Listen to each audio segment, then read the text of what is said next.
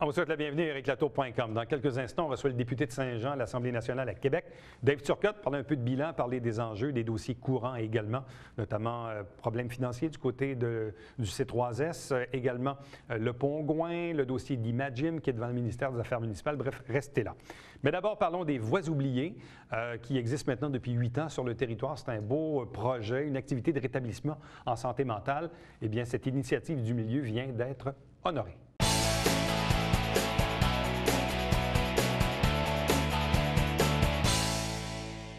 Toujours intéressant de vous parler d'initiatives qui viennent du milieu, ici dans la région immédiate de Saint-Jean-sur-Richelieu. Depuis plusieurs années, à chaque année ici, on vous en parle, le projet C'est Voies oubliées, un projet musical à l'intérieur d'une clientèle ayant des difficultés en santé mentale. Et là, évidemment, ce projet-là, cette initiative-là vient d'être reconnue par l'Association québécoise d'établissements de santé et de services sociaux dans le cadre de l'opération Bon Coup. Nos invités sont en quelque part les initiateurs du projet. D'abord, Chantal Gibault est avec nous. Bonsoir. Bonsoir. De même que Serge Vincent-Raymond, bonsoir et bienvenue. Bonsoir. Est-ce qu'on est proche du 10e anniversaire? Oui. C'est-tu cette année? Non. C'est dans l'autre année? Oui, l'année prochaine. Bon. Évidemment, et je sais, on s'en était parlé à la dernière entrevue, que évidemment le projet commençait à faire des petits parce qu'il y a aussi une forme de reconnaissance quand d'autres C3S au Québec sont intéressés par le projet. Pour les gens qui ne le connaissent pas, évidemment, on va refaire encore un peu l'histoire. Je vais reposer la même question. Qu'est-ce que c'est Ces Voies oubliées? Bien, c'est une activité de rétablissement. Au début, on disait que c'était un projet. Maintenant, c'est vraiment une activité au sein de notre C3S. À chaque année, il y a 15 nouveaux participants qui sont reconnus par Serge et en audition pour pouvoir participer à cette activité-là qui dure du mois de septembre au mois à peu près de juin. 15 adultes qui ont un problème de santé mentale, qui parviennent des différents organismes du réseau local de services, tant du C3S que des organismes communautaires. Donc, tout le monde est bienvenu à participer aux auditions puis à pouvoir participer à cette activité-là. Bon, comment ça a démarré, Serge? En 85, j'étais... pas 85, là, je suis trop loin. 15?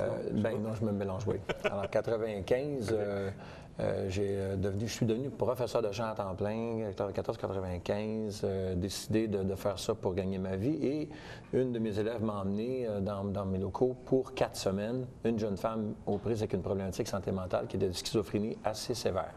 Cette jeune femme-là est la seule d'une famille de 13 qui ne chante pas, qui ne joue pas d'un instrument, assez isolée, les îles de la Madeleine. Alors, sa sœur vit ici à Saint-Jean, on rencontre la jeune femme et en 4 heures, en 4 semaines, réussit à chanter, ce qu'elle ne faisait pas, elle ne chantait pas du tout, réussit à chanter, faire un CD et faire écouter ça à ses frères et ses sœurs. Et là, durant le temps des fêtes, c'était un petit peu avant les fêtes, durant le temps des fêtes, j'ai reçu des cartes de Noël me disant que j'avais changé la vie de cette jeune femme-là parce qu'elle avait recommencé à revoir ses amis, recommencé à socialiser avec sa famille plus, aller dehors, chercher le courrier et ça avait comme... provoquer certaines choses. Et puis, maintenant, elle m'a appelé, elle dit « Merci Serge, maintenant je suis assis au piano et je chante avec mes frères et mes sœurs. » Alors moi, je me suis dit, si ça peut changer la vie d'une personne, ça peut en changer la vie de plusieurs autres. Et c'est là qu'est venue l'idée d'en prendre 15. Et je suis allé rencontrer le directeur santé mentale de l'époque qui a décidé d'embarquer dans le projet. Puis c'est là que Chantal, tout de suite, était mon parfum de cette idée de projet-là. Puis c'est avec Chantal qu'on a mis vraiment sur pied Ces Voies oubliées. Bon, est-ce que vous pensiez au départ que ça allait durer peut-être 1 an, 2 ans, 3 ans? Ou si dès le commencement de tout ça, vous saviez qu'il y avait un potentiel de continuité dans ce projet-là? Non, on ne savait pas dès le départ. Déjà, juste de faire le premier spectacle, passer au travers de la première année, c'était quelque chose de gros à faire parce que ça s'est fait en moins de temps la première année. Ça a commencé presque en décembre pour tout préparer ce monde-là. Alors, mais les résultats du spectacle, moi, je le redis à chaque fois, ça s'était passé à l'auditorium du complexe Sport Absolu, le premier spectacle.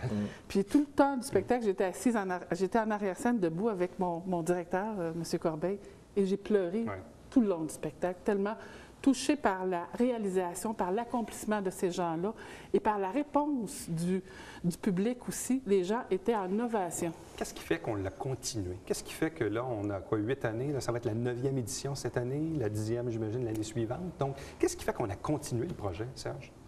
Les bienfaits. Je pense que c'est les histoires de succès.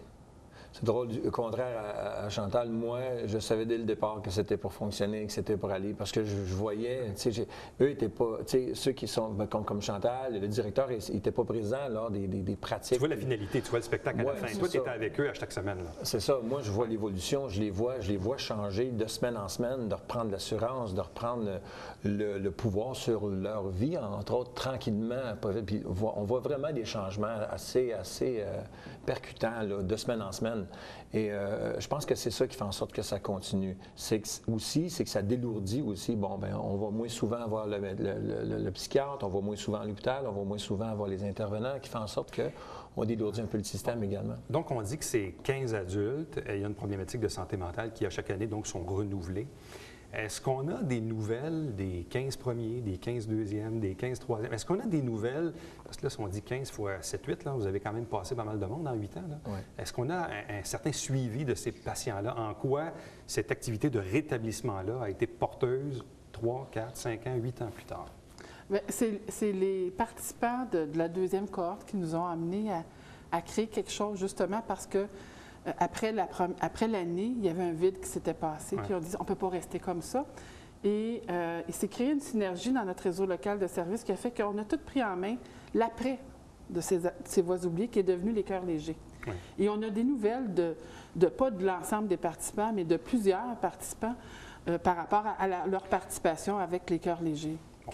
Il n'y avait rien de comparable au Québec en matière de santé mentale et de rétablissement par la musique? De semblable, mais pas comparable. Semblable parce que, oui, des chorales, il y en a d'autres, mais qui sont une chorale formée issue de personnes qui ont une problématique santé mentale, mais la même chorale reste tout le temps. Alors, c'est pas, tu peux t'inscrire si tu veux. Nous, c'est vraiment une forme différente parce que c'est 15 personnes chaque année différentes qui vont vivre l'expérience puis qui peuvent avoir un suivi après avec les cœurs légers. De cette forme-là, c'est différent, où on ne traite pas de la maladie non plus. Alors, c'est là que ces voies oubliées est différent. C'est que la maladie mentale n'a pas sa place. On n'a pas le droit d'en parler. On n'est pas là pour ça. Tandis que les autres formes, c'est plus thérapeutique. Ouais. Nous, on l'est aussi par la forme, mais on ne traite pas de la maladie. Alors, c'est pas thérapeutique comme tel. Bon, toi, évidemment, tu as le contact privilégié avec 15 nouveaux à chaque année. Puis j'imagine on est comme le bon vin, on s'améliore avec les années. Je ne sais pas. Toi, c'est quoi la différence entre la première et la 8e année? Dans ta façon d'agir, les trucs que tu as développés avec le temps, une clientèle qui n'est pas toujours facile nécessairement, qui peut être insécure, anxieuse, etc. Toi-même, comment tu as évolué humainement dans l'expérience? Je pense que l'idée de départ a resté, mais c'est amélioré, je dirais. Du vin, ça reste du vin pour moi. C'est comme, oui, ça s'est amélioré, mais ça reste que je ne traite pas la maladie. C'est ça qui fait que ça fonctionne. Il faut que je reste là-dedans. Okay. Je leur fais encore plus confiance qu'avant. J'ose encore plus qu'avant. Avant ça, j'étais plus mettons que tu n'es pas trop sûr, tu ne sais pas trop comment vont réagir certaines personnes. Là, maintenant, j'ose plus, mais ça reste que c'est la même ligne de pensée. Est-ce que c'est difficile de recruter 15 nouvelles personnes à chaque année? Est-ce qu'il y a une réticence ou est-ce qu'on doit les convaincre? Ou si, au contraire, même, on est parfois obligé de refuser des gens? Comment ça se passe? Au niveau du recrutement? Je dirais que, encore là, dans le réseau, on a beaucoup de gens qui nous envoient des candidats potentiels. Ouais. Les médecins vont nous envoyer aussi leurs clients. On voit à peu près, je te dirais, entre 25 et 30 personnes par année en audition. Il y en a qui reviennent pour une deuxième fois. Puis la C3S de Saint-Jean ici fait quelque chose quand même d'assez gros, c'est qu'on envoie une lettre personnalisée à chaque personne qui a besoin des services en santé mentale ici. Fait que ça, c'est énorme. Et je te dirais que quasiment 80% des personnes qu'on a, c'est la lettre. Ouais, en tout cas, il y a deux choses qui me frappent toujours dans cet événement-là. Bien, il y a le spectacle en tant que tel, des gens de problématiques de santé mentale, on le sait, encore des tabous dans la société. Puis parfois, vous nous les amenez même ici en entrevue, en pleine télé, qui disent, bien oui, j'ai un problème de santé mentale, je suis dans le projet avec Serge et tout ça. Donc, il y a comme, quand on l'assume publiquement, hein, c'est une barrière importante pour quelqu'un qui subit là, parfois des préjugés. C'est sûr que l'activité comme telle, il y a un volet qu'on a toujours voulu toucher depuis le début, c'était de faire justement dépasser les stigmas et les préjugés. Puis du fait qu'on fonctionne avec des partenaires, n'oubliez pas qu'il y a des enfants lors du spectacle, hein, il y a des enfants des écoles primaires qui participent avec le groupe de chaque année, qui amènent les parents, amis, fratries, grands-parents. Et ça permet vraiment de faire un dépassement au niveau des préjugés, parce qu'on a même reçu des lettres des parents tellement fiers d'avoir laissé leur enfant participer à cette activité-là, tellement les avoir permis de grandir. Ça permet aux enfants aussi de se familiariser avec ce qui existe dans la société. Là. Oui. Donc, on bâtit un peu l'avenir qui elle, aura peut-être un regard différent des générations précédentes. Là. Ouais. Bon, je disais en introduction que ça a fait des petits parce que, bon, il y a d'autres C3S au Québec qui vous ont vu aller. Est-ce qu'il y a d'autres régions donc, qui ont répliqué le modèle ou même est-ce que toi, tu as été impliqué là-dedans, Serge? Depuis l'année passée, C'est Voix oubliées, bien, depuis cette année, C'est Voix oubliées maintenant une association, l'association C'est Voix oubliées, qui offre son service aussi à le sud de la Naudière, fait que Repentigny, Charlemagne, dans ce coin-là. Là. On a un C'est Voix oubliées là et un autre là, qui est en chemin là, pour, en démarrage pour septembre. Qu'est-ce que c'est, Chantal, qu'est-ce que c'est l'Association québécoise d'établissements de santé et de services sociaux et qu'est-ce que c'est l'opération Bon Coup? L'Association québécoise, c'est l'association qui regroupe l'ensemble des C3S, des CRDI, tous les établissements de santé et de services sociaux du Québec. Et l'opération Bon Coup, c'est un souhait de l'association parce qu'à chaque année, ils ont un prix d'excellence. Okay? Et l'année passée, nous, on a soumis notre candidature au prix d'excellence. Il faut répondre à des critères. On n'a pas été sélectionnés. Par contre, ils ont décidé de souligner les bons coups, même si ce n'est pas un prix d'excellence, pour démontrer que dans le réseau, il n'y a pas juste des choses qui vont mal, mais il y a aussi des choses qui vont bien. Alors, je pense que c'est le souhait de cette association-là, de faire le tour de l'ensemble du Québec. Et en Montérégie, je pense qu'il y a autour de 3 projets qui ont été mentionnés au niveau avec un bon coup. Donc, quel a été ton sentiment quand tu as su que le projet donc, avait été retenu par l'association? C'est une reconnaissance? C'est ça, c'est reconnu par tes pairs. Hein? C'est surpris aussi, mais en même temps content parce qu'on travaille fort. Ouais. On travaille vraiment fort, puis on connaît les résultats. On sait qu'est-ce que C'est Voix oubliées est capable de faire et qu'est-ce que ça apporte aux gens qui y participent. C'est avec beaucoup de fierté et puis ça donne le goût de continuer. La prochaine édition, donc, ça sera la 9e, c'est bien ça? Oui. Qui est prévue au mois d'avril-mai, à peu près? Mai, le 8 mai, jeudi 8 mai. Au Théâtre des Deux-Rives? Toujours, 19h. Bon, bien, à vous deux, merci beaucoup. Merci. Bonne chance, bonne continuation et surtout félicitations pour cette reconnaissance. Merci beaucoup. Merci. Restez avec nous puisqu'au retour, on reçoit le député de Saint-Jean.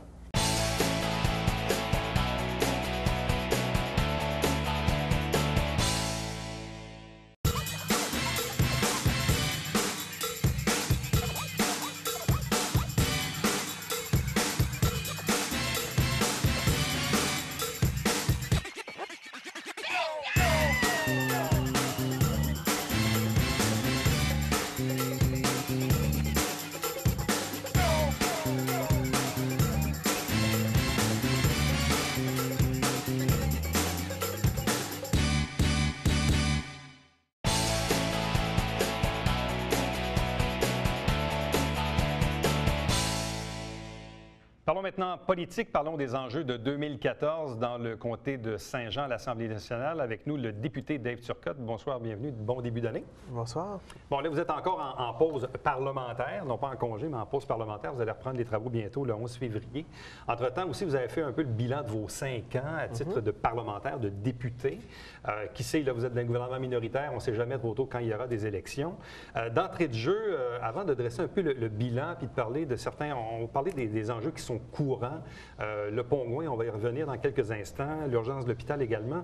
Mais parlons d'Imagim, parce qu'au dernier conseil de ville du lundi 20 janvier, il y a eu une présentation. Finalement, le conseil a voté unanimement, en fait. On est revenu avec la même proposition de laisser le complexe où il est. Mais évidemment, il reste encore un aspect au dossier qui n'est pas réglé. C'est la fameuse plainte qui a été déposée au mois de juillet dernier au ministère des Affaires municipales sur le processus d'appel d'offres. Le maire Fecteau disait le 20 janvier qu'il avait parlé à quelqu'un au ministère, s'attendait à un retour dans les jours qui ont suivi. Au moment d'enregistrer, on est mardi le 28 et on n'a toujours pas de nouvelles. Il y a comme un délai là, maximum d'ici la mi-février. Est-ce que vous, de votre côté, est-ce que vous avez des nouvelles fraîches de la part du ministère des Affaires municipales? Bien, écoutez, moi, ce dossier-là, on le suit au quotidien.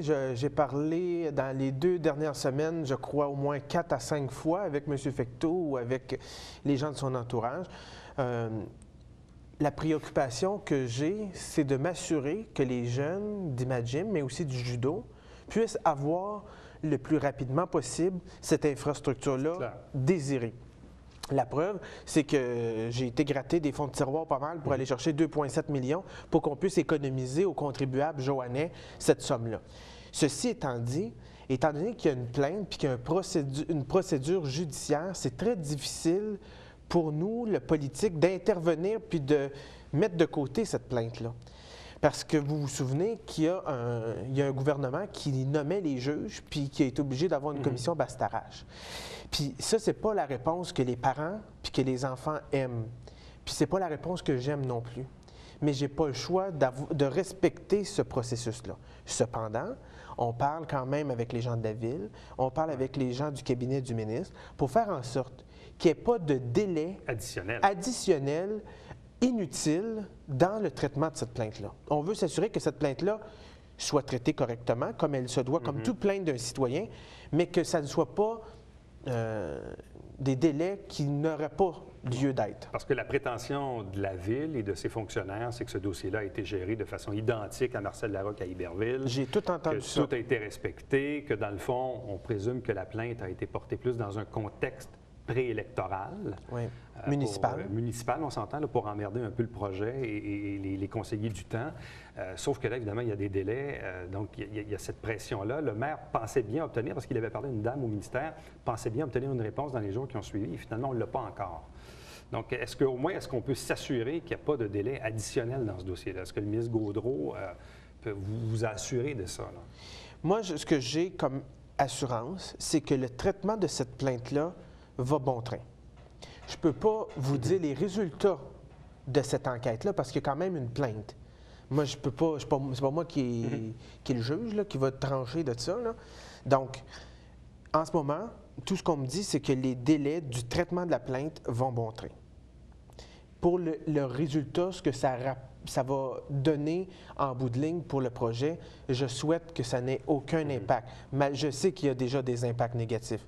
Je suis tout conscient de ça. Là. Je ne suis pas déconnecté. Là. Des parents qui me parlent, des enfants qui me parlent.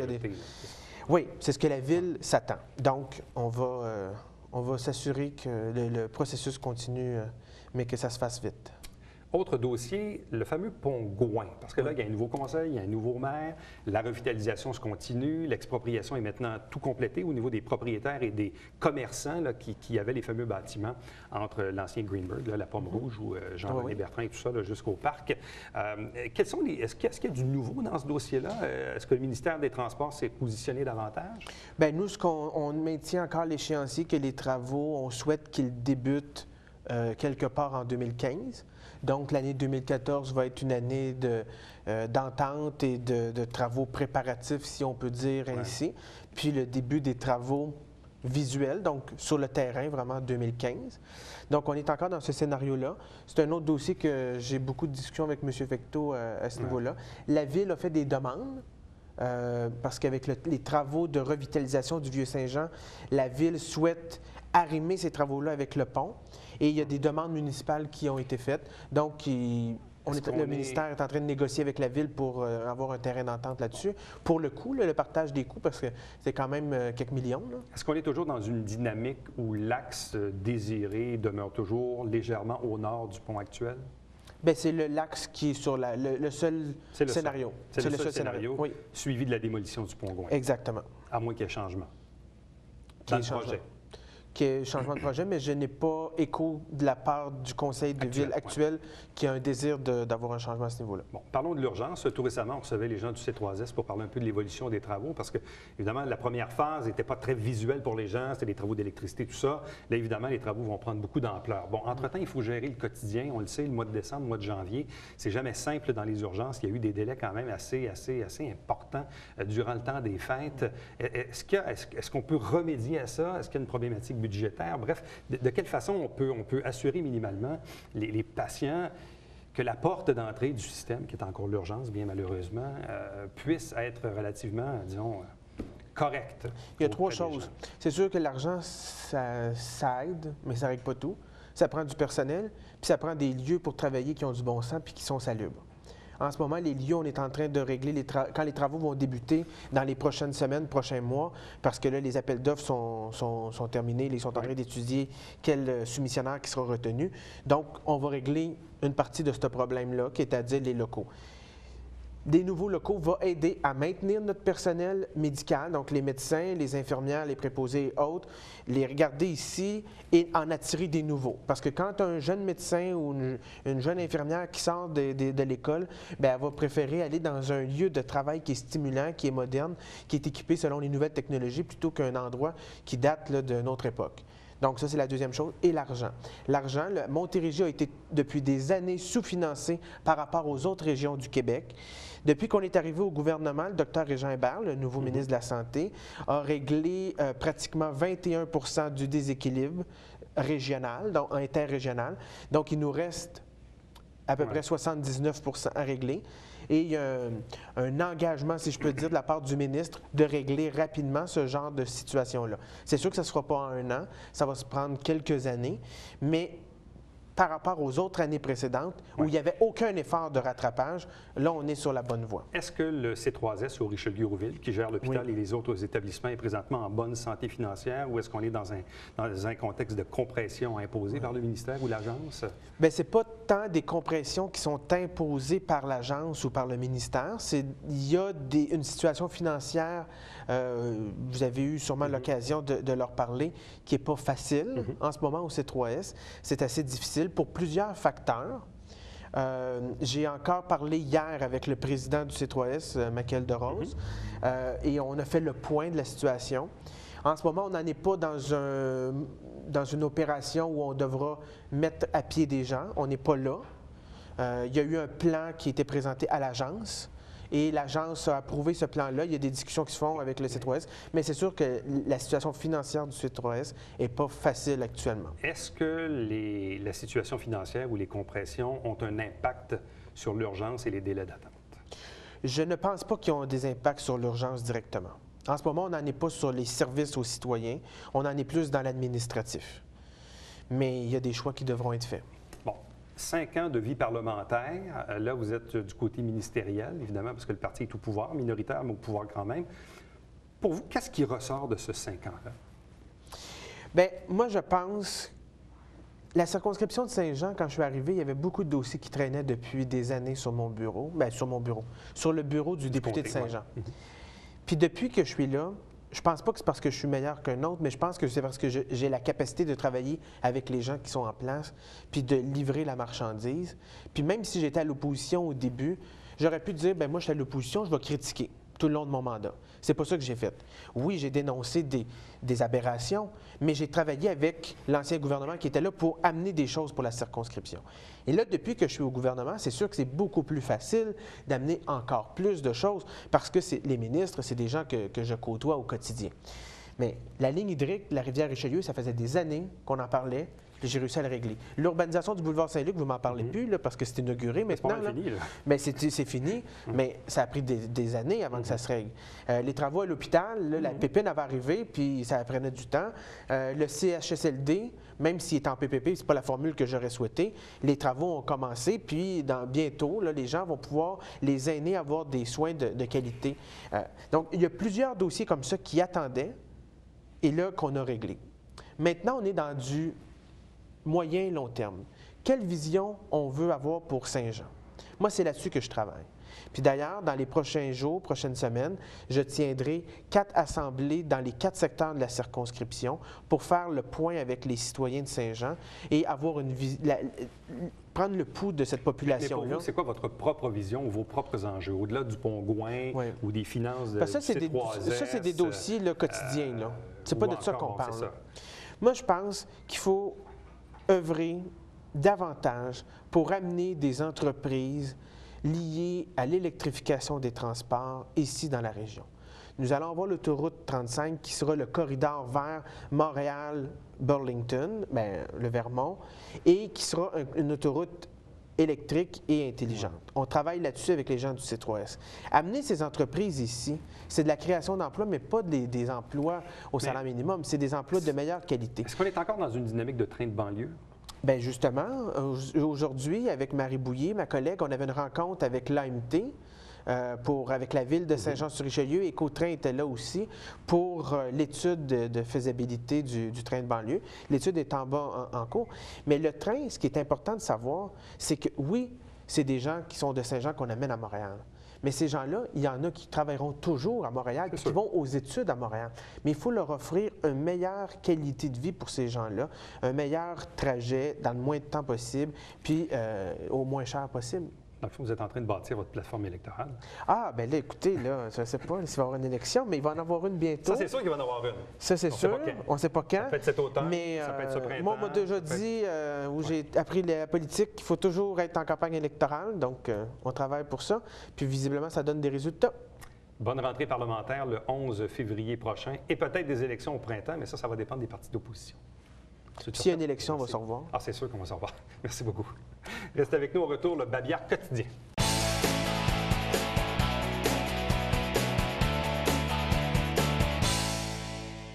Taxe municipale à Saint-Jean-sur-Richelieu, maintenant possible en 4 versements. Le premier est prévu pour le 14 février. À chaque semaine, on vous présente notre émission qui s'appelle Saint-Jean-sur-Richelieu. Si vous désirez bien sûr voir vos élus en action, donc les travaux à l'Hôtel de Ville, vous avez la grille horaire et si vous la manquez, elle se retrouve sur notre site Internet en format YouTube. Télébingo, 3 500 $ en prix à chaque semaine, dont la carte pleine à 2 000. C'est tous les dimanches matin, 9h30 en direct. Et si vous désirez vous acheter les livrets, c'est 8,50 $. Et puis, vous vous présentez, là, il y a des points de vente. Il y en a 35 sur le territoire des MRC au Richelieu et Hérouville. Et pour avoir la liste, vous allez sur le site de la télé ou vous téléphonez ici même. Voici les coordonnées de la télé. Mes coordonnées, évidemment, pour me joindre par courriel. Vous avez l'adresse Internet de la télé. Également, vous pouvez nous suivre sur Facebook et sur Twitter. Et ericlatour.com, c'est diffusé tous les jours de la semaine, du lundi au vendredi, à 10h, 17h, 22h, 1h30 la nuit. Et en rafale, en rappel, le dimanche à partir de 16h jusqu'à 18h30. Rendez-vous demain. Bye-bye.